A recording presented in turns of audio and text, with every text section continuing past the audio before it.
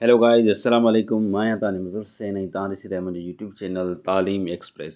अॼु असीं सिखंदासीं प्रेज़ेंट परफेक्ट टेंस जंहिंखे सिंधीअ में ज़मान हाल क़रीब चइबो आहे। इन जी सिंधी में डेफिनेशन आहे त अहिड़ो फ़इल जेको फ़ाइल जे पूरे थियल कम खे मौजूदु वक़्त में ज़ाहिर करे त उनखे ज़मान हाल क़रीब चइबो आहे। Such a verb would show that the subject has done his work in near time that is called present perfect tense.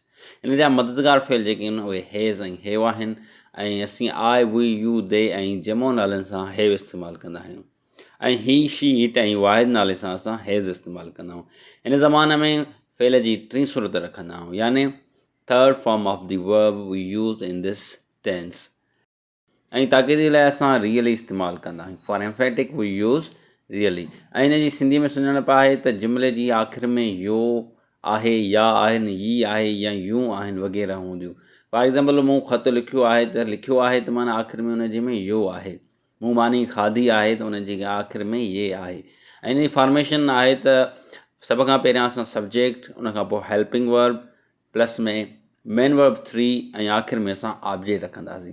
I have written a letter I जेको आहे सब्जेक्ट आहे हैव जेको हिन जो हेल्पिंग वर्ब आहे जेको आई सां इस्तेमालु थिए थो ऐं मेन वर्ब 3 रिटन आहे राइट जो थर्ड फॉर्म रिटन आहे ऐं अ लेटर जेको आहे उहो ऑब्जेक्ट आहे ऐं हिन जी कॉन्जुगेशन आहे त I have written a letter जेको बयानी जुमिलो आहे उनखे नाकारी करण लाइ I have not written a letter असां हेल्पिंग वर्ब खां पोइ नॉट इस्तेमालु कंदासीं ऐं सवाली करण लाइ असां हेल्पिंग वर्ब खे आॾो खणी ईंदासीं सब्जेक्ट जी जाइ ते। Have I written a letter छा मूं ख़तु लिखियो आहे। सवाली नाकारी करण लाइ have I not written a letter छा मूं ख़तु न लिखियो आहे ऐं ताक़ीदी करण लाइ I have really written a letter have खां पोइ असां रियली जो इस्तेमालु कंदासीं। वधीक वीडियो लाइ असांजे चैनल तालीम एक्सप्रेस खे सब्सक्राइब कयो ऐं पंहिंजे दोस्तनि सां गॾु शेयर कयो। Thank you so much for watching this video.